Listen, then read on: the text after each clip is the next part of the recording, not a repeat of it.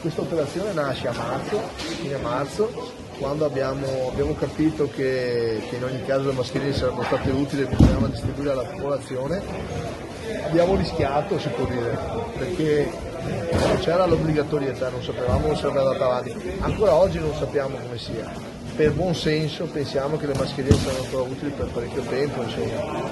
Allora abbiamo immaginato di consegnarle alla popolazione. Abbiamo ordinato queste confezioni, queste qua ce n'è, sono 4 mascherine per confezione, ne abbiamo ordinate, in totale sono 600.000 mascherine per un totale di 150.000 confezioni.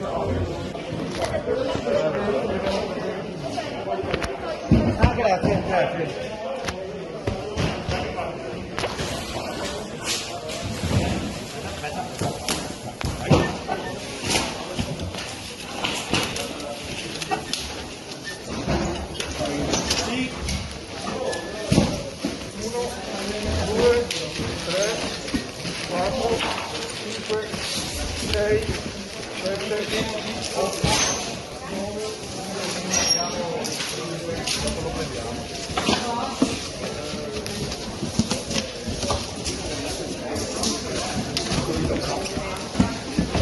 Stiamo parlando che stanno arrivando.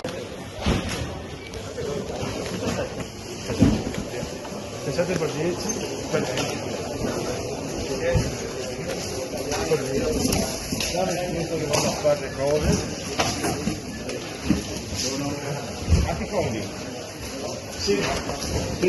16 il numero.